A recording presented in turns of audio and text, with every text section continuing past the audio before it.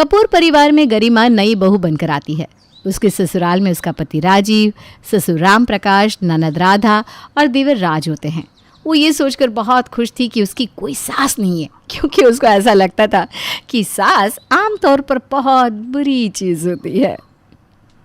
आओ गरिमा, अब से ये घर मेरा और ये मेरा परिवार तुम्हारा है, और ये तुम्हारी सासू माँ है। इस घर में मुझे सासू माँ की कमी हमेशा महसूस होगी। काश वो भी साथ होती तो आज कितना अच्छा लगता। मैं समझ सकता हूँ गरिमा, मुझे भी माँ की कमी हमेशा महसूस होती है, लेकिन अब तुम आ गई हो ना इस परिवार में, अब किसी को कोई कमी कभी महसूस नहीं होगी। सब लोग गरिमा के आने से बहुत खुश होते हैं। शुरू के कुछ दिन सब सही भी चलता है, लेकिन फिर एक दिन गरिमा राजीव से कहती है, राजीव मुझे आपसे कुछ बात करनी है। अभी तो तुमने मेरा नाम ले लिया है, पर पापा के सामने मेरा नाम मत लेना। हमारे परिवार में पति का नाम नहीं लेते हैं। अकेले तुम किसी भी नाम से बुला लेना, लेकिन बाकी लोगों के सामने नहीं। यही तो दिक्कत है, इसी बारे में मुझे आपसे बात करनी है। मैं इस घर में सबके साथ मिलकर नहीं रह सकती, मुझे अलग रहना है। मुझे यहाँ हर एक चीज़ सोच समझ कर बोलनी पड़ती है। मुझसे नहीं होता इतना सब, हर चीज़ की जिम्मेदारी मैं ही क्यों लूँ। अरे ये क्या बोल रही हो तुम, होश में तो हो। सही बोल रही हूँ मैं, मुझे ऐसे सबके साथ रहने की आदत नहीं है। मुझे अपनी प्राइवेसी बहुत प्यारी है और अब मुझे अलग रहना है। तुमसे किसी ने कुछ कहा क्या? कोई बात है तो बताओ, मैं समझा लूँगा, लेकिन ऐसा कैसे तुम। किसी ने कुछ नहीं कहा, लेकिन मुझे डर लगता है कि कभी कभी कहीं मैं ना किसी को कुछ कह दूँ। इसलिए बेहतर यही होगा कि हम लोग अलग चल कर रहें, क्योंकि मैं पूरे परिवार की जिम्मेदारी नहीं लेना चाहती हूँ। अभी अभी हमारी शादी हुई है और अपने से ज़्यादा मुझे तुम्हारे परिवार के बारे में सोचना पड़ता है, उनके लिए करना पड़ता है। अरे मुझे तो अपने लिए टाइम ही नहीं मिलता। नहीं, ऐसे फालतू मैं कहीं और जाकर नहीं रह सकता। कोई बात हो तो बताओ, वरना इस बात को यहीं भूल जाओ। क्या मेरी मर्जी कोई मायने नहीं रखती? अगर मैंने कुछ कहा तो उसको बस ऐसे ही मना कर दोगे? मर्जी सही भी तो हो, और अब मुझे इस बारे में कोई बात नहीं करनी। और हाँ, इस बारे में घर में किसी से मत कहना, यही अच्छा होगा। ये बोलकर राजीव वहाँ से चला जाता है। पर उस दिन से उन लोगों के बीच में इस बात को लेकर तू मैं होती रहती थी। गरिमा, मैंने तुमसे कहा था कि खिचड़ी के साथ दही रख लिया करो। दही क्यों नहीं रखा? आजकल तुम्हारा ध्यान काम में होता ही नहीं है। आप भी तो मेरी कोई बात मानो, मैं तो आपकी हर बात मानती हूँ। जाओ खुद जाकर ले लो दही, मुझे और भी काम है। क्या हो गया बहू, सब कुछ ठीक तो है ना? ऐसे क्यों लड़ रहे हो दोनों? हाँ पापा, सब ठीक है। इसने मुझे एक साड़ी लाने को कहा था, वो मैं भूल गया, इसीलिए थोड़ी सी नाराज़ है। कोई नहीं, मैं कल ले आऊँगा साड़ी। राजीव बात को वहाँ पर टाल देता है। ऐसे ही कई दिन गुजर जाते हैं, पर उनका ये झगड़ा ख़त्म होने का नाम ही नहीं लेता। तो फाइनली एक दिन राजीव अलग घर लेने के लिए राज़ी हो जाता है। अच्छा ठीक है, मैं तैयार हूँ अलग घर लेने के लिए। अब तो लड़ना बंद करो, मैं नहीं चाहता कि ऐसे रोज़ रोज़ घर में लड़ाई हो। मैं कहाँ लड़ रही हूँ? लड़ने पर तो आपने मजबूर किया मुझे। अगर मेरी बात पहले ही मान ली होती तो कितना अच्छा होता। लेकिन कोई बात नहीं, अभी भी देर नहीं हुई है। हाँ पापा, हाँ, सब मेरी गलती है। मुझे बस इस बात की चिंता है कि पापा जब तक बीमार रहते हैं, हम लोग चले जाएंगे तो पापा का क्या होगा? उनके लिए भी तो सोचना मुझे ही है ना। अरे पापा की देखभाल करने के लिए राज और राधा है ना, और फिर हम लोग भी तो आते जाते रहेंगे। कोई शहर छोड़कर थोड़ी ना जा रहे हैं, इसी शहर में दूसरा मकान ले रहे हैं। जब उनको ज़रूरत होगी तो हम दोनों आ जाएंगे। ठीक है, देखते हैं क्या होता है। अगले ही दिन राजीव की बुआ उनके घर आती है। अरे कहाँ है सब लोग, देखो कौन आया है। अरे गंगा बुआ आई हैं। आओ आओ गरिमा, गंगा बुआ जी से मिलते हैं। सब लोग बुआ से मिलते हैं और सभी एक साथ बैठकर बातें करते हैं। मैंने सोचा बहुत दिन हो गए बच्चों से नहीं मिली तो मिल लेती हूँ, और थोड़े दिन अपने भाई के साथ भी रह लूँगी। उसकी तबीयत भी तो ठीक नहीं है। अच्छा किया बहना, तुम आ गई, अब मेरा भी मन लगा रहेगा। बैग अंदर रख दो और आराम से बैठो। बुआ आप बस आराम करो, मैं हूँ ना। हाँ बुआ, आप बस ये बताओ क्या खाओगे? आज तो एकदम स्पेशल खाना बनेगा आपके लिए। अरे नहीं नहीं मेरे बच्चों, कुछ भी बना लो, मैं तो बस तुम सभी के साथ कुछ भी खा लूँगी। और बहू कैसी हो? जी बुआ जी ठीक हूँ। मैं तेरी बुआ जी नहीं, बुआ सास हूँ। बुआ सास बोल। हाँ, क्यों भैया, सही कहा ना? जी बुआ सास। ये हुई ना बात। और बता, कब दे रही हो खुशखबरी? मैं तो सोच के आई हूँ, जाने से पहले तू मुझे खुशखबरी सुना ही देगी। गंगा की बात सुन के गरिमा वहाँ से शर्मा के चली जाती है। राजीव समझ जाता है कि गंगा बुआ वहाँ रुकने के लिए आई थी, इसलिए राजीव गरिमा को कमरे में ले जाता है और कहता है, गरिमा, अभी हमें कुछ दिनों के लिए अपना प्लान पोस्टपोन करना पड़ेगा। ये हमारे घर की बात है। हम बुआ के सामने ऐसे घर छोड़ने की बात नहीं कर सकते ना, वरना वो ना बात का बतंगड़ बना देगी और फिर हम कहीं नहीं जा सकेंगे। अरे यार, इस बुआ सास को भी अभी आना था। ठीक है, सह लेंगे थोड़े दिन, झेल लूंगी उनको। अगले दिन जब सब नाश्ता करने बैठते हैं तो गरिमा खाना परोसते राजीव से कहती है, सुनो ना, वो आपसे मैंने कल साड़ी का फॉल लाने को कहा था, आप नहीं लाए? और मैंने आपसे सैंडल लाने को कहा था, तो हील वाली लेकर आया। पता है ना मैं हील नहीं पहनती हूँ। मेरी बात पर ना बिल्कुल नहीं ध्यान देती हो। अरे वो मैं अरे बहू, तुमने अपने पति से तो अपनी पसंद नापसंद की सारी उम्मीदें लगा रखी है, पर कभी पति से पूछा कि उसे क्या पसंद है? चावल वाली खीर का दीवाना है मेरा भतीजा। कभी खिलाई उसे बनाकर? नहीं तो, मुझे तो पता ही नहीं था। पता करना पड़ता है। जाकर बना कर लाओ। आजकल की बहुओं का बस यही है, पति जोरों का गुलाम बनकर रहे, लेकिन खुद पति के लिए कुछ नहीं करेगी। ओके बुआ सास, अभी बना कर लाती हूँ। गरिमा किचन में जाकर खीर बनाने लगती है और मन ही मन कहती है, ये बुआ सास का तो कुछ करना पड़ेगा। ज़रूरत से ज़्यादा ही मेरी सास बनने की कोशिश कर रही है। काफ़ी देर बाद गरिमा खीर बना कर ले आती है और सभी को परोसती है। ये खीर है? तुम इसे खीर कहती हो? चावल दूध का कोई हिसाब नहीं, चीनी तो पता नहीं डाली भी है या नहीं। राम राम राम। एक मेरी भाभी बनाया करती थी खीर कि बस उंगलियां चाटते रह जाओ, और एक खीर ये है कि जो गली का कुत्ता तक ना खाए। ऐसी तो कोई बात नहीं है, ठीक ही है खीर। मुझे तो अच्छी लगी बुआ जी, गरिमा ने इतने प्यार से जो बनाई है। पत्नी से डरता है क्या, जो सच बोलने में शर्मा रहा है? अच्छा ना लगे वो मुंह पे बोल दिया कर। ऐसे अपने ही घर में डर के क्यों रहेगा तू? अरे नहीं, ऐसी बात नहीं है, खीर सच में मुझे अच्छी लगी। गरिमा कुछ नहीं बोल पाती और पैर पटकती हुई अपने कमरे में चली जाती है। फिर अगले दिन जब गरिमा अपने कपड़े धो रही थी तो गंगा उसके पास आती है। अरे बहू, ये तू कैसे कपड़े धो रही है? ये कौन सा तरीका है कपड़े धोने का? क्या हुआ, आप इतना गुस्सा क्यों कर रही है? भाभी सही से तो धो रही हैं कपड़े। हाँ बुआ सास, अब क्या हुआ इसमें? राम राम राम, कैसा ज़माना आ गया है। आजकल की बहू तो किसी की इज्जत करना ही नहीं जानती। अब क्या हुआ बुआ, क्या बात है राधा? अरे तेरे घर में सब इस बहू के चमचे हैं, कोई उसकी गलती ही नहीं देखता। गरिमा ने कुछ कहा क्या आपसे बुआ जी? अगर कुछ कहेगी तो मैं इसकी सुन के बैठने वाली हूँ क्या? अरे मेरे आगे कोई बोल जाए इतनी हिम्मत किसी में नहीं है, लेकिन इसको तो कपड़े तक धोने नहीं आते। तुम खुद देखो राजीव बेटा, कपड़ों में अभी भी कितना सारा साबुन लगा है। अगर नहीं निकाला गया तो सारे कपड़ों पर सूखने के बाद निशान रह जाएंगे। बताओ, अब ये सब भी क्या ससुराल वाले सिखाएंगे? अरे कोई बात नहीं बुआ जी, आप जाओ, मैं गरिमा को समझा दूंगा, आगे से ऐसा नहीं करेगी वो। अब तुम समझाओगे मुझे कि कपड़े कैसे धोने हैं? कोई भी आकर मुझे ज्ञान दे रहा है। गरिमा कपड़े की बाल्टी में पैर मारकर अपने कमरे में चली जाती है। ये क्या तरीका था? ऐसे तो बुआ जी सब समझ जाएंगी, थोड़ी तो शांति रखो तुम। तो समझ जाने दो, उनकी वजह से मैं अपना काम करने का तरीका नहीं बदलने वाली। और तुम ये बताओ, तुमने अलग रहने के बारे में क्या सोचा है? मुझे अब बुआ सास की बातें बर्दाश्त नहीं होती। वो बिना बात के मेरे हर काम में कमी निकालती रहती है। मैं अब यहाँ नहीं रह सकती। गरिमा, मैंने तुमसे कहा था ना कि बुआ के जाने के बाद इस बारे में हम सोचेंगे। तुम रोज रोज एक ही बात लेकर क्यों बैठ जाती हो? थोड़ी तो समझदार बनो। एक बार बुआ को जाने दो, फिर मैं बात करता हूँ ना सभी से, तब तक तो तुम शांत रहो बस।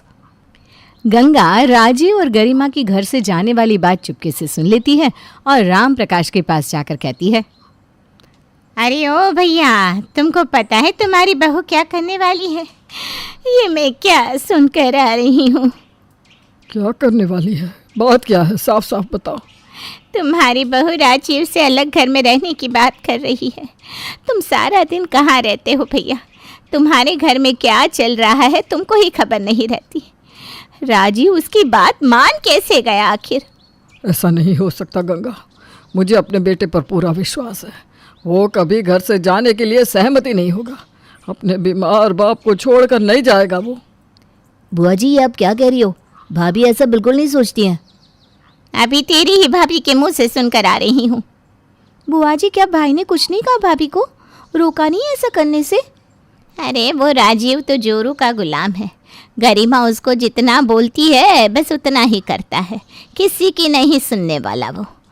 और वो कुलक्षणी गरिमा राजीव को भड़काकर हम सबसे दूर करने पर तुली है।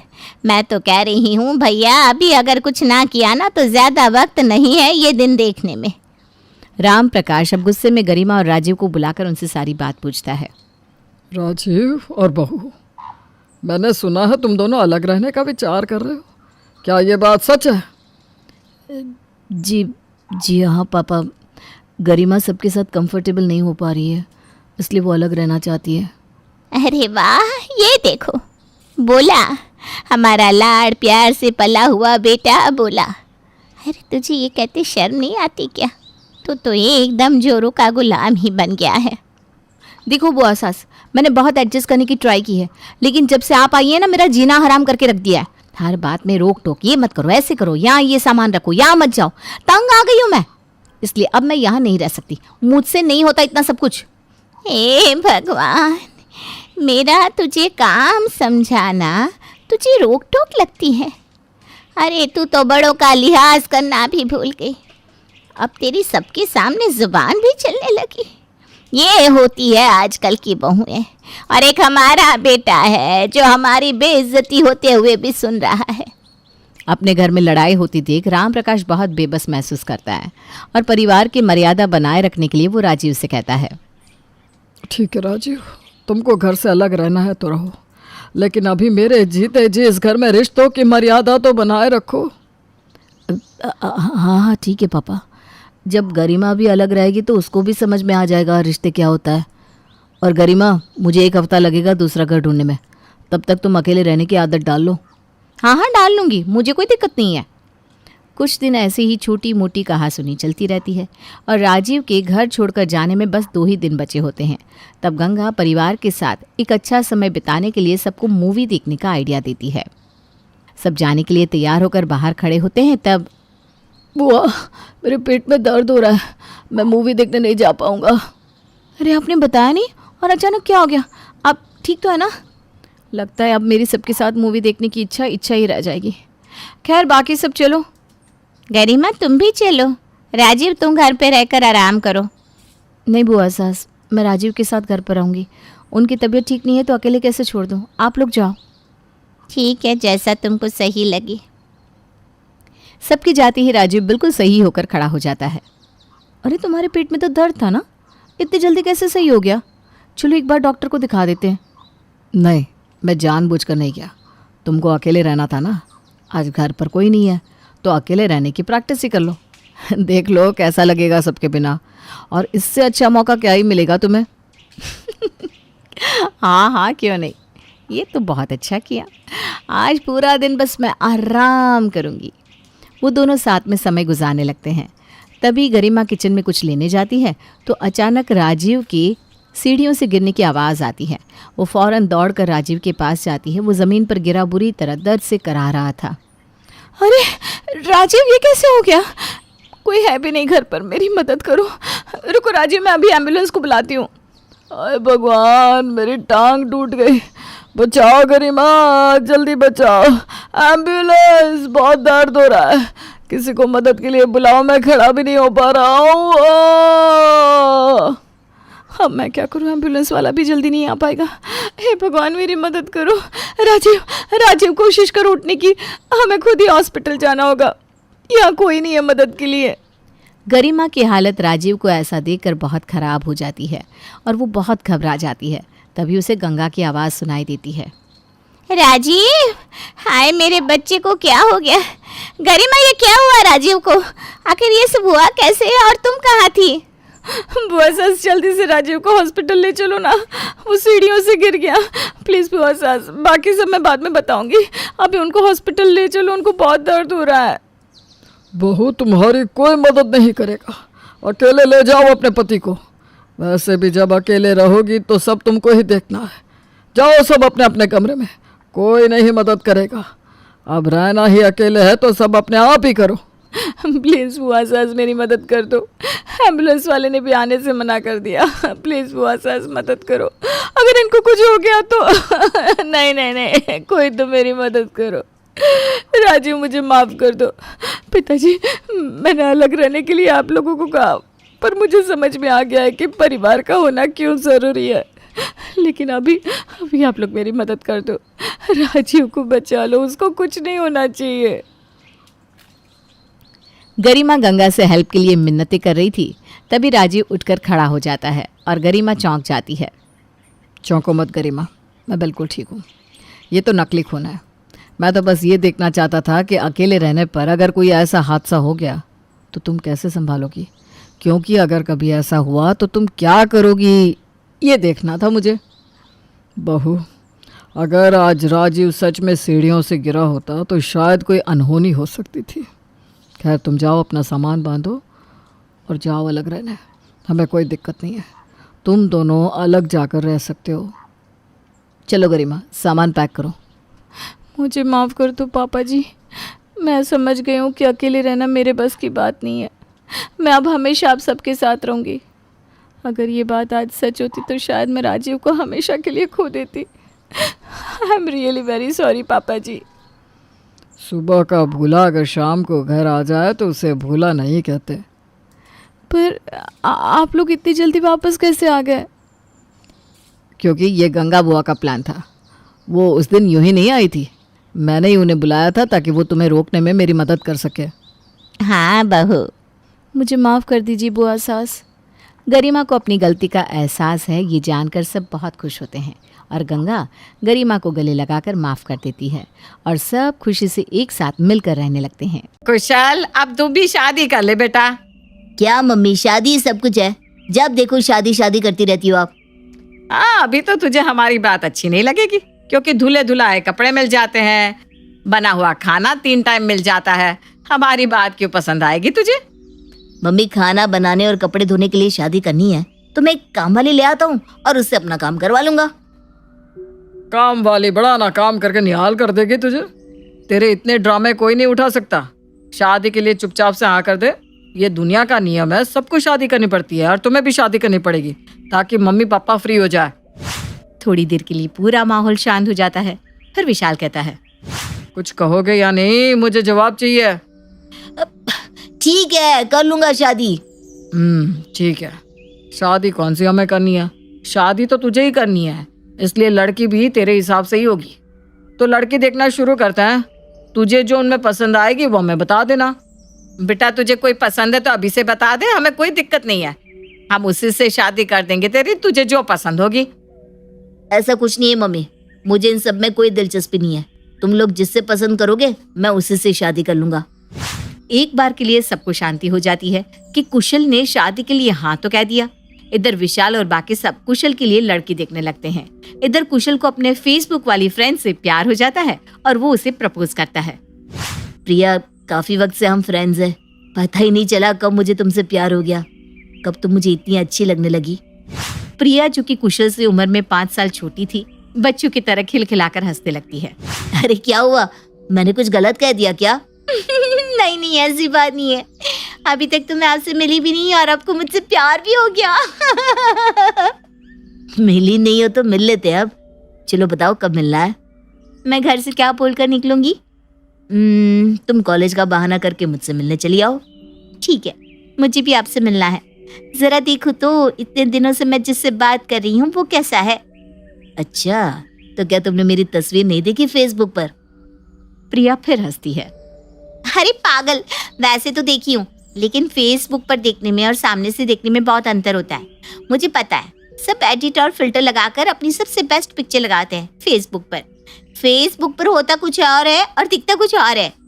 अच्छा ठीक है, ऐसी बात है तो तुम सामने से देखकर खुद ही जज कर लेना कि मैं तुम्हारे लायक हूँ या नहीं। वैसे मैंने आज तक फिल्टर का इस्तेमाल नहीं किया है, मेरे पास इतना वक्त ही कहाँ होता है, मुझे तो दुकान से फुर्सत ही नहीं मिलती। कुशल प्रिया से मिलने चला जाता है और प्रिया कुशल को देखकर उस पर फिदा हो जाती है। लड़का तो हैंडसम है और पैसे वाला भी, गाड़ी महंगी वाली है, अच्छा खासा पैसा कमाता होगा। इस लड़की के साथ मेरा फ्यूचर अच्छा रहेगा, आराम से घूम फिर सकूंगी मैं। बाहर खाना और शॉपिंग, इसके लिए तो आम बात होनी ही है। क्या हुआ प्रिया, तुम कुछ बोल नहीं रही हो? चलो गाड़ी में बैठ जाओ, हम कोई अच्छे रेस्टोरेंट चलते हैं। प्रिया के दिमाग में तो कुछ और ही चल रहा था। वो गाड़ी में बैठ जाती है और दोनों रेस्टोरेंट चले जाते हैं। कुशल रेस्टोरेंट में अपने घुटनों पर बैठकर हाथ में सोने की रिंग लेकर प्रिया को प्रपोज करता है। आई लव यू, क्या मुझसे शादी करोगी? प्रिया अपने मुंह पर हाथ रखकर हंसने लगती है और हाँ कह देती है। कुशल प्रिया को रिंग पहना देता है और दोनों खाने के लिए बैठ जाते हैं। प्रिया तुम्हें जो खाना है तुम ऑर्डर कर दो। प्रिया चाउमीन मंचूरियन मंगवाती है। कुशल अपनी प्लेट नहीं लगवाता। तुम क्यों नहीं खाना खा रहे?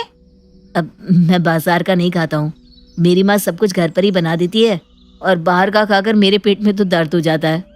ऐसे थोड़ी ना होता है, थोड़ा तो तुम्हें खाना ही होगा मेरे साथ। कुशल प्रिया के साथ थोड़ा सा खा लेता है। फिर कुशल प्रिया को छोड़कर घर चला जाता है। घर जाकर कुशल के पेट में दर्द होने लगता है, लेकिन कुशल अपनी माँ से ये बात छुपा लेता है। इसी तरह दिन बीतने लगते हैं। जयश्री और विशाल कुशल को जिस भी लड़की की तस्वीर दिखाते, कुशल उन लड़कियों में कोई ना कोई ऐब निकाल कर मना कर देता। इधर प्रिया और कुशल का प्यार गहराने लगता है और कुशल प्रिया को सबसे मिलवाने अपने घर ले आता है। कुशल के साथ लड़की को देखकर जयश्री का तो खून सूख जाता है, लेकिन प्रिया के सामने वो कुछ नहीं बोल पाती। स्नेहा, चाय नाश्ता लेकर आओ बेटा, कुशल की सहेली आई है। जी मम्मी जी, अभी आई। स्नेहा चाय नाश्ता लेकर आती है। ओह, तुम कुशल की सहेली हो, अच्छा लगा मिलकर। कुशल के लिए हम लड़की देख रहे हैं, उसकी शादी में जरूर आना। हाँ, मैं कुशल की दोस्त नहीं, उसकी गर्लफ्रेंड हूँ और हम शादी करने वाले हैं भाभी। आप लोगों को उसके लिए लड़की देखने की जरूरत नहीं है। जयश्री तो हक्की बक्की रह जाती है, उसका मुंह खुला रह जाता है। ये क्या कह रही है कुशल? मम्मी ये सच है, मैं प्रिया के साथ शादी करना चाहता हूँ। कुशल चलो मुझे घर छोड़ दो। अरे पहले चाय नाश्ता तो कर लो, भाभी कितने प्यार से लेकर आई हैं। तुम्हें पता है ना, मैं घर का बनाया हुआ कुछ भी नहीं खाती हूँ। अरे मैं बाजार से मंगवा देता हूँ, पहली बार तुम आई हो, ऐसे थोड़ी ना जाने दूंगा। कुशल उसी वक्त अपने दुकान के स्टाफ से प्रिया के लिए चाट मंगवाता है। प्रिया खा लेती है, फिर कुशल उसे उसके घर छोड़ाता है। इधर जयश्री का खून उबलने लगता है और कुशल के घर लौटते ही जयश्री उससे कहती है, बेटा ये लड़की हमारे घर के लायक नहीं है, इससे जरा भी तमीज नहीं है बड़ों के सामने किस तरह से पेश आना चाहिए। पहली बार हमारे घर आई है तो उसे सूट में आना चाहिए था, ऐसे छोटे छोटे कपड़े पहनकर वो चली आई। ये मेरी बहू कभी नहीं बन सकती। बहू तो प्रिया ही आपकी बनेगी मम्मी। देवर जी, मुझे नहीं लगता कि प्रिया हमारे घर में 2 दिन से ज्यादा रह पाएगी। उसे तो घर का खाना भी नहीं भाता, ऐसे थोड़ी ना चलता है, बाहर का कोई कितना ही खा सकता है। शादी तो मैं प्रिया से ही करूंगा और मुझे इस टॉपिक पर कोई बहस नहीं चाहिए। बाकी आप अगर चाहती हैं मम्मी तो मैं कमारा ही रहूंगा, वैसे भी मैंने शादी के लिए आपके कहने पर ही हाँ की थी। जयश्री अपने माथे पर हाथ रख लेती है। अब भाग्य में हो कंकर तो क्या करेगा शंकर, तू प्रिया से शादी करके बहुत पछताएगा, देख लेना बेटा।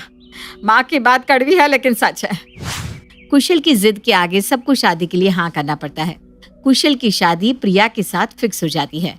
जयश्री अपने सभी रिश्तेदारों को न्योता देती है, लेकिन उनसे लव मैरिज वाली बात छुपा लेती है। इधर कुशल सबको ये दिखाता रहता है कि वो शादी घर वालों की जिद के लिए कर रहा है, वरना उसे तो शादी जैसे रिश्ते पर भरोसा ही नहीं है। शादी का दिन नजदीक आ जाता है। सभी रिश्तेदार कुशल के घर आ जाते हैं। जयश्री के घर में रौनक छा जाती है। कुशल और प्रिया की शादी बड़े धूमधाम से होती है। जयमाला के वक्त जहाँ नई दुल्हन कुछ कहती तक नहीं, वहीं प्रिया खिलखिलाकर हंसती है और खुद की शादी में खूब नाचती भी है। बहू को इस तरह देखकर जयश्री की बहन गीता कहती है, दीदी तुम्हें कोई और लड़की नहीं मिली थी क्या? पहली बार मैंने देखा है कोई लड़की अपनी शादी में इस तरह से कर रही है। कुशल तो लट्टू हो रखा है, कहीं लव मैरिज तो नहीं है ना दीदी? अरे ऐसी बात नहीं है, लड़की तो हमने ही पसंद की है, पर आजकल तो सब ऐसे ही करते हैं। यहाँ सब शादी में ऐसे ही तो डांस करती हैं। अरे भाई, हमारा जमाना कुछ और था। हाँ, हमें क्या करना है, बस दोनों बच्चे आपस में मिल कर रहें। सभी रिश्तेदारों को प्रिया थोड़ी अजीब सी लगती है, लेकिन कोई किसी से कुछ नहीं कहता। प्रिया बहू बनकर जयश्री के घर आ जाती है और दूध में से अंगूठी निकालने की रस्म होती है। रस्म के वक्त भी प्रिया जोर जोर से कहने लगती है, कुशाल, तुम चीटिंग कर रहे हो, मैं जीती हूँ। हाँ, मैं जीता हूँ। वैसे तुम ये अंगूठी लेना चाहती हो तो ले सकती हो। नहीं, ऐसा नहीं होता, मैं ही जीती हूँ। बोलो तुम। अरे थोड़ा धीरे भी बोल सकती हो ना। कुशल तेज आवाज से चिड़चिड़ाने लगता है और जयश्री धीरे से कुशल से कहती है, और कर इससे शादी। धीरे बहू, ऐसा नहीं है कि हमें जोर से ही सुनाई देता है। अब तो बहू तेरे सर पर चढ़कर रहेगी कुशल। मम्मी चाहती थी कि मैं शादी कर लूँ तो। ये सुनकर जयश्री छिलझिला जाती है। अच्छा, मैंने पसंद की है? तुमने जैसे शादी से पहले ना लड़की देखी ना कभी मिले हैं। माँ पर इल्जाम लगाने से पहले सोच लेना। माँ गूंगी नहीं है बेटा। ठीक है ना मम्मी, हो गया। शाम को प्रिया की मुंह दिखाई होती है और सभी रिश्तेदार अपने अपने घर चले जाते हैं। अगले दिन कुशल और प्रिया भी महीने भर के लिए घूमने चले जाते हैं। इसी तरह महीना बीत जाता है और दोनों घूम फिर कर वापस घर आ जाते हैं। बहू, तुम नहा धो लो, आज तुम्हें रसोई में जाना है। हाँ मम्मी जी, मुझे तो बहुत अकबकी लग रही है, मैं नहा लेती हूँ। प्रिया नहा धोकर तैयार हो जाती है और कुशल से कहती है, कुशल, नाश्ता ले आओ ना बाजार से। मैंने तुम दोनों के लिए नाश्ता बना कर रख दिया है। मुझे पता था तुम और देवर जी आ रहे हो, तो मैंने तुम दोनों के लिए पोहा बना लिया था। भाभी, मुझे ना बाहर का ही खाने का मन कर रहा है, मैं पोहा नहीं खाती।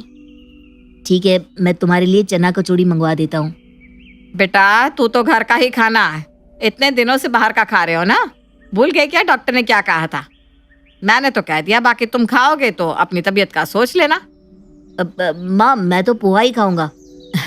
मैं बाहर भी घर जैसा ही वैसे खाना खा रहा था। वहाँ एक लेडी है जो घर का देसी खाना बना देती थी, तो मैंने बस फुलके और हरी सब्जी ही खाए हैं। तुम्हें बाहर का खाना मना है ना बेटा। प्रिया माँ बेटे का मुंह देखने लगती है और मन ही मन सोचती है, कितने ड्रामेबाज है ये लोग। नहीं खाना है तो मत खाओ, मुझे तो खाने दो। प्रिया चना कचौड़ी खा लेती है और फिर रसोई में दोपहर का खाना बनाने में लग जाती है। दोपहर में सब खाने की मेज पर आ जाते हैं। प्रिया एक एक रोटी धीरे धीरे सेक कर देती है। सब थाली पर बैठे एक दूसरे का मुंह देखने लगते हैं। तब कुशल कहता है, प्रिया, ऐसे तो पूरा दिन बीत जाएगा, कोई खाना भी नहीं खा पाएगा। थोड़ा जल्दी जल्दी सेको ना। अरे बना रही हूँ ना, मुझसे जैसा होगा मैं वैसा ही करूंगी ना। कोई बात नहीं बहू, तुम हमें चावल ही दे दो। विशाल और रवि चावल खाकर दुकान चले जाते हैं। मैं चावल नहीं खा सकता हूँ, मुझे तुरंत भूख लग जाती है। अब वैसे आदमी भी कम हो गया है, अब तो थोड़ा जल्दी कर दो। मैं तो सुबह के बचे हुए पोहे खा लेती हूँ। मैं तो फल खाकर ही काम चला लूंगी। सब उठकर चले जाते हैं और प्रिया इतनी देर में बस 2 रोटी सेक कर कुशल के लिए ले आती है। कुशल भी गुस्से में आधे पेट खाकर उठ जाता है। रात को प्रिया कुशल से बाहर चलने को कहती है। बाहर का नाम सुनते ही कुशल का पारा गर्म हो जाता है और वो चिल्लाकर कहता है, आज ही तो आए हैं बाहर से, फिर भी तुम्हें शांति नहीं है। रोज रोज मैं तुम्हें बाहर नहीं ले जा सकता हूँ, दुकान भी देखना होता है। बाहर का खा खाकर मेरी तबीयत का बैंड बज गया है। चिल्ला मत, घुमा कर लाए हो तो कोई एहसान नहीं करती है वो। शादी के पहले मैं अपने मायके में रोज घूमने जाती थी, मुझे ज्यादा तेवर दिखाया ना तो मैं अपने मायके चली जाऊंगी। अरे ठीक है, चली जाओ। इतने में वहां स्नेहा आती है। अरे अरे, दोनों गुस्सा मत करो, बात को खत्म करो। देवर जी, प्रिया नई नहीं है ना, तो उससे भी मन करता है घूमने का। दुकान आपके भैया संभाल लेंगे, आप बाहर चले जाओ। ठीक है भाभी, लेकिन मैं खाना घर पर आकर खाऊंगा। ठीक है देवर जी। कुशल प्रिया को लेकर बाहर चला जाता है। रास्ते में ठंड होने के कारण कुशल कैप पहन लेता है। ये क्या कैप पहन ली हो, इसे अभी उतारो। मेरी कुछ सहेलियां आ रही हैं तुमसे मिलने, मेरी क्या इज्जत रह जाएगी। कितने बेकार लग रहे हो तुम। अरे मुझे सिर में हवा लग रही है। वो सब मुझे नहीं पता है, अभी तो तुम कैप हटाओ, अपने घर में पहने रखना। कुशल को कैप हटाना पड़ता है। रेस्टोरेंट पहुंचकर कुशल प्रिया की सहेलियों से मिलता है और वहां वो लोग कुशल को जबरदस्ती रेस्टोरेंट का ही खाना खाने पर मजबूर कर देती हैं। प्रिया की सहेलियों से तो कुशल कुछ नहीं कह पाता, लेकिन चिड़चिड़ाकर वो अपने मन में कहता है, अब मेरा पेट खराब हो जाएगा, क्या करूं मैं। सिर में भी दर्द होना शुरू हो गया। माँ सही कहती थी, ये लड़की मेरे लायक ही नहीं है। क्यों मैंने माँ की नहीं सुनी और इससे शादी कर ली। तभी कुशल को हिलाते हुए प्रिया की एक सहेली कहती है, क्यों जीजू, कैसा लगा हमसे मिलकर? कुछ तो कहो। बहुत अच्छा लगा, लेकिन अब हमें चलना होगा क्योंकि आज ही हम आए ना तो थोड़ी थकावट लग रही है। ठीक है चले जाइए, लेकिन जल्दी ही फिर मिलने का प्लान बना ली ना। कुशल जैसे तैसे वहां से निकलता है, लेकिन रास्ते भर प्रिया उससे लड़ती रहती है। सिर दर्द के कारण कुशल उससे कुछ नहीं कह पाता। घर पहुंचकर कुशल अपने कमरे के बाहर सोफे पर ही लेट जाता है। बेटे को इस तरह कमरे से बाहर देखकर जयश्री उसके पास जाती है और कहती है, क्या हुआ बेटा? तेरा चेहरा इतना उतरा हुआ क्यों लग रहा है? कुछ हुआ है क्या? कुशल जयश्री को सब कुछ बता देता है। और कर इससे शादी? मेरी तो तूने एक नहीं सुनी। प्रिया को पहली बार देखकर ही मुझे समझ में आ गया था कि तुम दोनों की एक नहीं बनेगी। मम्मी मैं पागल हो जाऊंगा, मैं इसके साथ नहीं रह सकता हूँ, मैं तलाक दे दूंगा इसको। ऐसा नहीं करना बेटा, वरना हमारी इज्जत चली जाएगी। और अगर वो तुझे छोड़कर अपने मायके चली गई तो अब मैं क्या करूँ मम्मी, मैं तो पूरी तरह फंस गया हूँ। अब झेल, जब शादी की है तो निभानी होगी। तू कोशिश कर कि प्रिया के साथ कलेश ना हो। दिन बीतने लगते हैं। कुशल जब तक प्रिया को घुमाते फिराते रहता तब तक सब कुछ ठीक रहता, लेकिन जैसे ही कुशल प्रिया के मन की नहीं करता, घर में कलेश हो जाता। प्रिया जब देखो दुकान से रोज नए नए कपड़े ले लेती है। एक रोज विशाल कुशल से कहता है, कुशल भाई देख, मेरी शादी को भी तो 5 साल हो गए हैं, लेकिन कभी तेरी भाभी ने बिना मतलब के रोज कपड़े नहीं लिए। 1 महीने में ही प्रिया ने 40,000 के कपड़े ले लिए। कुछ दिनों तक तो पहले मैंने ध्यान नहीं दिया, ये सोचकर कि प्रिया अभी नहीं है, धीरे धीरे इस घर के सांचे में ढल जाएगी। लेकिन भाई इस तरह तो नहीं चलेगा। इतना अपनी दुकान से दे पाना मेरे लिए भी मुश्किल हो जाएगा। अरे दुकान ही ठप हो जाएगी भाई। भैया मैं प्रिया से बात करता हूँ, आप फिक्र मत करो। कुशल अपने साले अजय को बुला लेता है और उसके सामने प्रिया से कहता है, प्रिया इतना रोज दुकान से कपड़ा तुम नहीं ले सकती हो। इस दुकान में जितना मेरा हिस्सा है उतना भैया का भी है। ये क्या बात हुई? अपने घर में दुकान होकर भी जैसा तैसा पहनूं मैं समझ गई हूँ, ये सब भैया का किया कराया है। तुम उनकी बोली बोल रहे हो। ठीक है, ऐसी बात है तो मैं अपने मायके चली अपने भाई के साथ। अजय चलो, इस घर में मैं अब 1 मिनट नहीं रहूंगी। दीदी अब यही तुम्हारा घर है, तुम जीजा जी से आपस में बात करके सारे लफड़े सुलझा लो। देखो तुम मायके 2 दिन के लिए तो आ सकती हो, लेकिन हमेशा के लिए नहीं दीदी। अजय वहां से चला जाता है और प्रिया की बोलती बंद हो जाती है। उधर जयश्री को शांति होती है ये सुनकर कि प्रिया अब कुशल को छोड़कर नहीं जा पाएगी। उस दिन तो प्रिया कुछ नहीं कहती, लेकिन इंसान की हरकतें इतनी जल्दी तो नहीं बदलती। आए दिन प्रिया बेफिजुल के खर्चे करती रहती, जिस कारण घर में लड़ाई झगड़े होते। एक रोज दुखी होकर विशाल कुशल से कहता है, देख कुशल, तूने शादी की है तो तू झेल। रोज रोज घर का माहौल खराब हो जाता है, सुबह सुबह लड़ाई हो जाती है। मैं खुद दुखी हूँ भैया। तो और करना अपने मन से शादी। अब इस रोज के लफड़े का यही समाधान है कि कुशल को अलग कर दिया जाए। दुकान से जो कमाई आएगी वो 3 हिस्से में बट जाएगी। एक मेरे और तेरे पापा का, दूसरा स्नेहा और विशाल का, और तीसरा कुशल और प्रिया का। फिर कोई अपने हिस्से का कुछ भी करे, अपने खर्चे अपने आप निकालने होंगे। ऊपर के एक फ्लैट में प्रिया बहू तुम और कुशल शिफ्ट हो जाओ। अलग रहेंगे सब तो शांति रहेगी घर में। जी मम्मी जी, मैं भी किसी के साथ नहीं रहना चाहती। यहाँ तो सब ओल्ड फैशन्ड है। ठीक है बहू, तुम अपना न्यू फैशन अपने घर में कर लो। प्रिया खुशी खुशी अपने हिस्से में शिफ्ट हो जाती है, लेकिन कुशल की हालत खराब हो जाती है और वो रात को छुपकर जयश्री के कमरे में आता है। मम्मी ये क्या कर दिया, अब तो मुझे खाने के भी लाले पड़ जाएंगे। मम्मी तुमने सही नहीं किया। बेटा तूने तो बिना सोचे शादी कर ली, लेकिन मैं तेरी माँ हूँ, मैंने ये सोच कर ही किया है।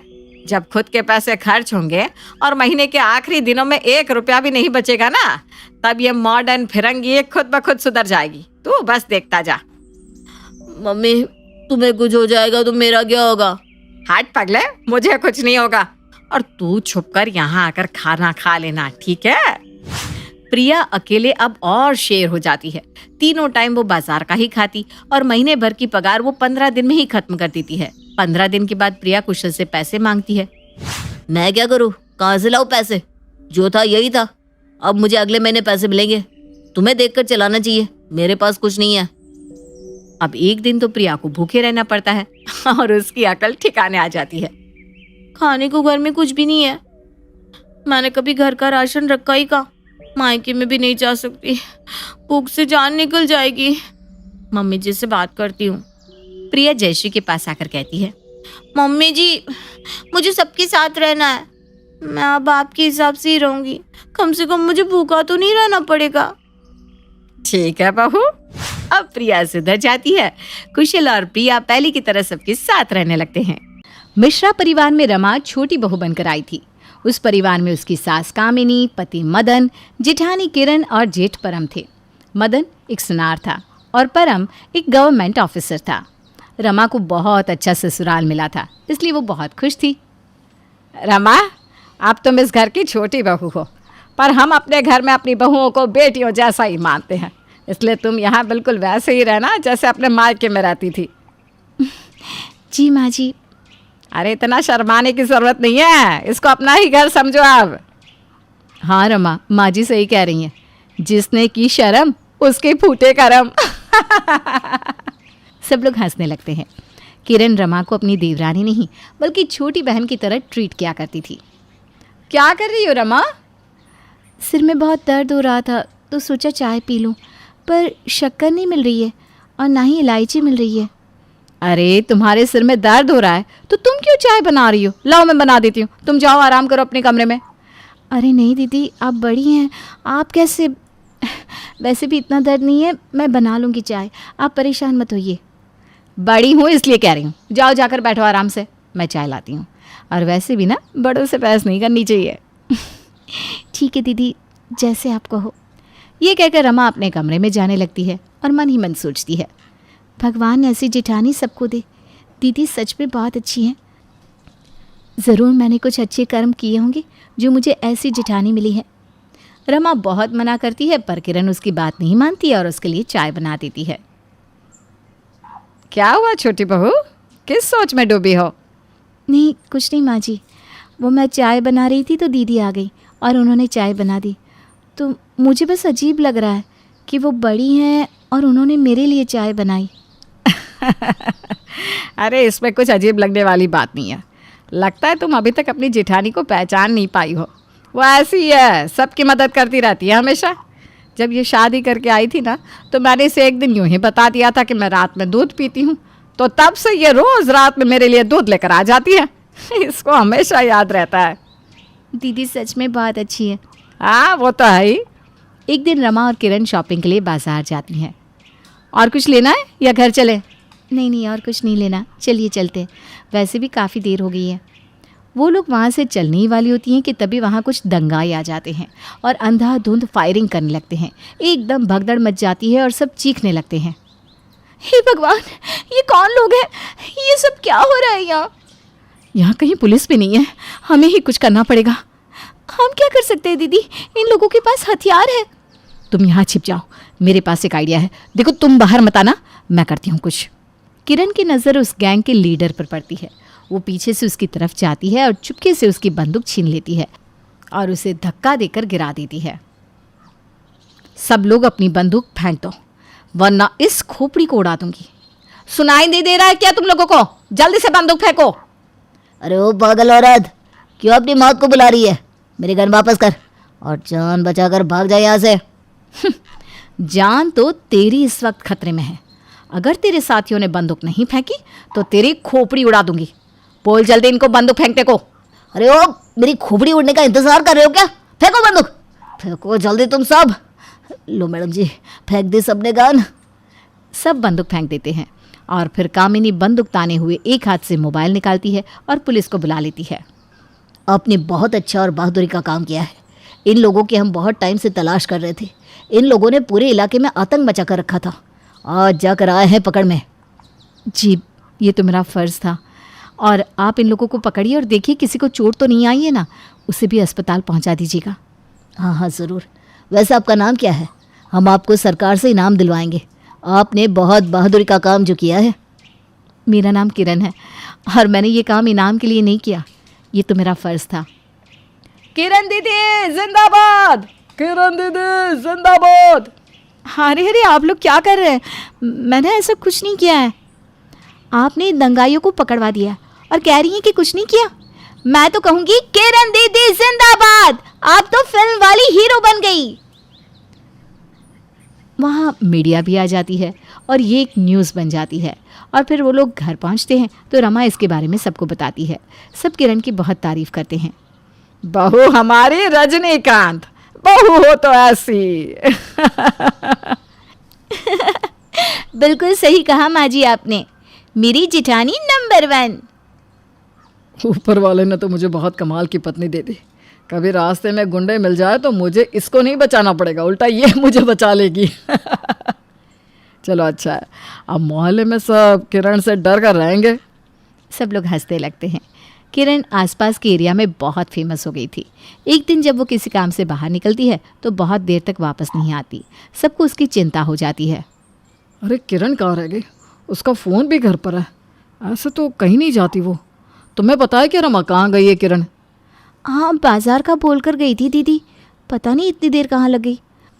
आज से पहले तो ऐसा कभी नहीं हुआ कि उनको इतनी देर लग जाए। चलो बाजार जाकर देख के आते हैं कि वो कहाँ है। रमा भी परम के साथ बाजार जाने के लिए निकलने लगती है। तभी सामने से किरण आ जाती है। अरे किरण, तुमने इतना वक्त कहाँ लगा दिया और तुमने फ़ोन क्यों नहीं किया किसी को? अरे क्या बताऊं, रास्ते में लोगों ने पकड़ लिया। कोई ऑटोग्राफ ले रहा था, कोई सेल्फी ले रहा था। बहुत भीड़ थी, किसी तरह वहाँ से निकल कर आई हूँ। फेमस होना भी ना अच्छी बात नहीं है। ओहो, तुम तो सेलिब्रिटी बन गई हो। अब ये तुम्हारे लिए आम बात हो जाएगी।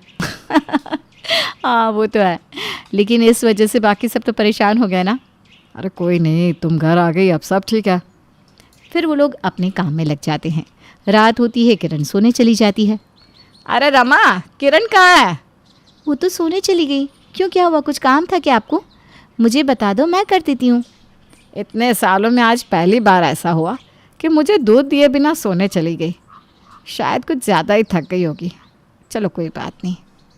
हाँ, मुझे भी ऐसा ही लगता है। कोई बात नहीं, मैं दे देती हूँ दूध। रमा कामिनी को दूध तो दे देती है, पर उसे किरण का ये रवैया अजीब लगता है।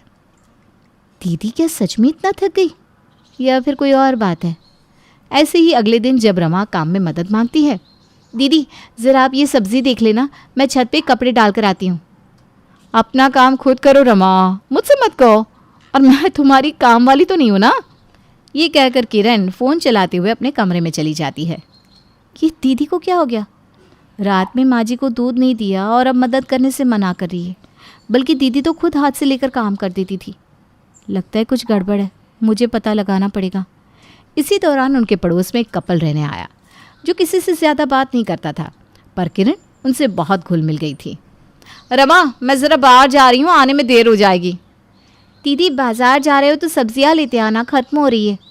मैं इस घर की बड़ी बहू हूँ और तुम छोटी। तुम्हारी हिम्मत कैसे हुई मुझे काम बताने की? हाँ, और मैं पड़ोस में जा रही हूँ, अपने नए पड़ोसियों ने मुझे खाने पे बुलाया है। ये छोटे काम तुम खुद ही कर लिया करो। रमा को सुनाकर किरण वहाँ से चली जाती है। ये चल क्या रहा है? किरण दीदी इतना बदला बदला बर्ताव कर रही हैं और ऊपर से नए पड़ोसियों से इतना घुल मिल रही हैं जो और किसी से तो बात भी नहीं करते। अभी भी वो उन्हीं के घर जा रही हैं। कुछ तो हुआ है किरण दीदी को जो वो किसी को बता नहीं रही है। मुझे जाकर देखना चाहिए कि ये लोग क्या बात करते रहते हैं। रमा चुपके से उनके घर के बाहर जाकर खड़ी हो जाती है और फिर खिड़की से सारी बातें सुनने लगती है। और कितना टाइम लगेगा? हम यहाँ ज़्यादा दिन नहीं रुक सकते। आसपास के लोगों को हम पे शक होने लगा है। हमें जल्दी ही अपने काम को करके यहाँ से निकलना होगा। हाँ, ज़्यादा समय एक जगह रुकना ठीक नहीं है, वरना हम लोगों की नज़र में आ जाएंगे। अरे मैं कोशिश तो कर रही हूँ। दरअसल मैंने सोचा था किसी दिन मौका देखकर मदन की दुकान में जाऊंगी और सारा सामान लेकर निकल लूँगी, लेकिन अब मुझे पता चला है कि मदन कोई बेशकीमती हीरा लाने वाला है, तो मैंने सोचा वो भी आ जाए तभी हाथ साफ करूँ। अब इतनी मेहनत की है तो फल तो बड़ा ही चाहिए ना। वैसे कितनी अच्छी किस्मत है हमारी जो मदन की भाभी तुम्हारी हम शक्ल निकली और न्यूज़ की वजह से हमें सही वक्त पे ये पता भी चल गया। वहाँ किसी को तुम पर शक तो नहीं हुआ ना कि तुम किरण की हम शक्ल हो? अरे सभी लोग मेरे छलावे के माया जाल में हैं। कब मैं हाथ साफ करके निकल जाऊंगी किसी को पता तक नहीं चलेगा और सारा इल्ज़ाम आ जाएगा असली किरण पे। हे भगवान, इसका मतलब मेरा शक सही निकला। ये किरण दीदी नहीं है, कोई बहुरूपिया है। तो किरण दीदी कहाँ है फिर? कहीं इन लोगों ने उन्हें... नहीं, ऐसा नहीं हो सकता। लेकिन फिर भी हमारे पास समय बहुत कम है। एक दिन और इंतज़ार कर लो, और अगर वो हीरा नहीं आता तो हाथ साफ करो और चलो। हाँ और नहीं तो क्या, क्या पता कहीं एक हीरे के चक्कर में हम लोगों का खेल ही बिगड़ जाए। हाँ हाँ ठीक है। और वैसे भी उस किरण को जहाँ बंद करके रखा है ना, वहाँ भी कोई नहीं है। कहीं वो मर आ गई तो और दिक्कत हो जाएगी। अब मुझे दिमाग से काम लेना होगा और किरण दीदी को बचाना होगा, लेकिन मैं क्या करूं?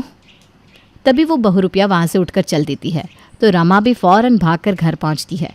और रमा किसी को कुछ बताती इससे पहले वो किरण आ जाती है और तभी कामिनी दोनों से कहती है, बहुओं मेरी बात गौर से सुनो। मदन आज एक बेशकीमती हीरा घर में लेकर आया है। उस हीरे की कीमत उसकी पूरी दुकान से भी ज़्यादा है। इसलिए घर में अब किसी भी अनजान इंसान को घुसने मत देना और हमेशा दरवाजे बंद रखना। ठीक है माँ जी, अब वो हीरा मेरे पास सेफ रहेगा, आप बिल्कुल चिंता मत करो। हे भगवान, वो हीरा भी आ गया। अब मैं क्या करूं? कैसे सभी को बताऊं कि ये दीदी नहीं बल्कि उनका छलावा है? सोच रमा, कुछ तो सोच, किरण दीदी को बचाना है। रमा क्या हुआ, क्या सोच रही है? खाना बन गया क्या? नहीं माँ जी, वो ना आपको कुछ बताना था। माँ जी मुझे लगता है रमा की तबीयत ठीक नहीं है, इसलिए खाना आज मैं बनाऊंगी। लगता है आज ये खाने में ही कुछ मिलाने वाली है। थोड़ा सोच समझकर काम करना होगा। उस रात वो बहुरूपिया डिनर बनाती है और कहती है, आज मैंने आप लोगों के लिए स्पेशल डिनर बनाया है, खाकर बताइए कैसा है। और हाँ, कोई बहाना नहीं चलेगा, आप सभी को खाना है। अरे क्यों, आज कोई स्पेशल ओकेजन है क्या जो आज इतना अच्छा खाना बना है? कुछ तो है जो तुम छुपा रही हो। अच्छा खाना बनाने के लिए ओकेजन की क्या ज़रूरत होती है? बस आज मेरा मन किया कि आप सभी को कुछ अच्छा खिलाया जाए तो बना दिया।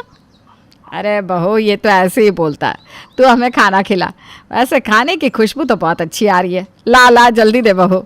जी माँ जी, अभी देती हूँ। वो लोग खाना खा पाते उससे पहले ही रमा उन सबको इशारे से खाना न खाने को कहती है, पर परम के अलावा किसी को उसका इशारा समझ में नहीं आता। बाकी सब तो खा लेते हैं, लेकिन परम सिर्फ खाने का नाटक करता है और खाता नहीं। बाद में जब रमा से इसकी वजह पूछता है, क्या बात है रमा, तुमने मुझे खाना खाने से मना क्यों कर दिया? सब ठीक तो है? कुछ ठीक नहीं है। वो औरत जो किरण दीदी जैसी दिख रही है ना, वो उनका छलावा है। कोई बहुरूपिया है जो यहाँ बेशकीमती हीरे चोरी करने आया है और दीदी उनके कब्जे में है। क्या? अगर ये सब सच है तो हमें सोच समझ कर कदम उठाना होगा। इसीलिए मैंने सभी को खाना खाने को मना किया था, क्योंकि आज रात ये लोग कुछ तो करने वाले हैं। लेकिन ऐसा कैसे हो सकता है? ऐसा ही है जेठ जी, मैंने अपने कानों से सुना है सब। अब बस रात का इंतज़ार है। देखिएगा, रात में किरण दीदी या ये जो भी है चोरी करेगी। ठीक है, तो तुम सोने का नाटक करना, मैं भी वही करूँगा। और जैसे ही ये उठकर चलेगी तो मैं तुम्हें मैसेज कर दूँगा और फिर इस नाटक पे से पर्दा उठाते हैं। ठीक है, और साथ ही पुलिस को भी फ़ोन कर दीजिएगा ताकि सही समय पे पुलिस भी आ जाए। ठीक है, इन चोरों का पल्ला गलत परिवार से पड़ गया है। रात में सब बेहोश हो जाते हैं, पर रमा और परम सिर्फ बेहोश होने का नाटक करते हैं। आखिरकार कर ही दिया मेरे स्पेशल खाने ने अपना जादू, सबके सब बेहोश पड़े। अब मैं आराम से चोरी कर सकती हूँ। वो बहुरूपिया उठती है और हीरा चुरा कर चल देती है, पर जैसे ही वो बाहर पहुँचती है तो देखती है कि परम उसके सामने खड़ा है। कहाँ जा रही हो किरण? हाँ, वो भी इतनी रात में? कहो तो छोड़ाओ। कहीं नहीं, बस ताज़ी हवा खाने निकली थी, नींद नहीं आ रही थी ना। वैसे आप सोए नहीं क्या? नहीं, तुम्हारा खाना इतना अच्छा था कि कुछ ज़्यादा ही खा लिया। अब पेट दुख रहा है, इसलिए बाहर आया हूँ टहलने। वैसे हाथ में क्या है तुम्हारे? कुछ नहीं। ये मदन का हीरा है ना? कहाँ ले जा रही हो इसे? वो दूसरी तरफ भागने की कोशिश करती है, पर दूसरी तरफ से आकर रमा उसे पकड़ लेती है। फिर परम आगे बढ़कर आता है और उसे एक थप्पड़ मारता है। हाँ, आपने मुझे थप्पड़ मारा? मैं आपकी पत्नी हूँ। चुप कर, तू मेरी पत्नी नहीं है। सच सच बता, कौन है तू? अरे ऐसे कैसे बात कर रहे हैं आप? पुलिस आ रही है, वो बताएगी कैसी बातें कर रहा हूँ मैं। सच सच बता, कौन है तू? मेरा नाम बिजली है, मैं एक चोर हूँ। मेरी एक गैंग है और मैं गैंग की लीडर हूँ। मैंने एक दिन टीवी में देखा कि तुम्हारी पत्नी किरण बिल्कुल मेरे जैसे दिखती है, और जब थोड़ी छानबीन करी तो पता चला कि इसका देवर सुनार है। तभी मैंने उसे किडनैप करके उसकी जगह आने का और चोरी करने का प्लान बनाया। पर अब तो तुम पकड़ी गई। अभी नहीं, क्योंकि मेरे साथी आ गए हैं। सामने से उसके साथी आते हैं जिन्हें वो हीरा फेंक कर दे देती है। वो उसकी चिंता किए बिना वहाँ से हीरा लेकर भाग जाते हैं और तब तक वहाँ पुलिस भी आ जाती है। ये साले मुझे छोड़कर भाग गए, लालची नमकहराम। बुरे काम का बुरा ही नतीजा होता है। पर तुम्हारा तो हीरा भी चला गया ना। तुम इसकी चिंता ना करो, हीरा मैंने बदल दिया था। इतनी पागल नहीं हूँ मैं कि बेशकीमती हीरे को एक चोर के हाथ लगने दूँ। अब फटाफट बताओ कि मेरी पत्नी कहाँ है। 2 डंडे पड़ेंगे, अभी सब बता देगी। नहीं नहीं नहीं, बताती हूँ, पर मेरे साथियों को भी तो पकड़ो। अब तुम पकड़ में आ गई हो तो वो भी पकड़ में आ जाएंगे, चिंता ना करो। ये क्या शोर मचा हुआ है? अरे भाभी को पुलिस ने क्यों पकड़ा है? तभी रमा उन लोगों को सब कुछ बताती है। वो लोग भी हैरान रह जाते हैं। उसके बाद पुलिस असली किरण को भी ढूंढ कर ले आती है। परम सबको बताता है कि कैसे रमा की सूझबूझ से ये सब हो पाया। तुम्हारा बहुत बहुत धन्यवाद रमा, तुम्हारी समझदारी ने मुझे बचा लिया। सब आप ही से तो सीखा है दीदी, और वैसे भी आपको कुछ हो जाता तो मेरा क्या होता। दोनों गले लग जाती हैं। सब लोग रमा की बहुत तारीफ करते हैं।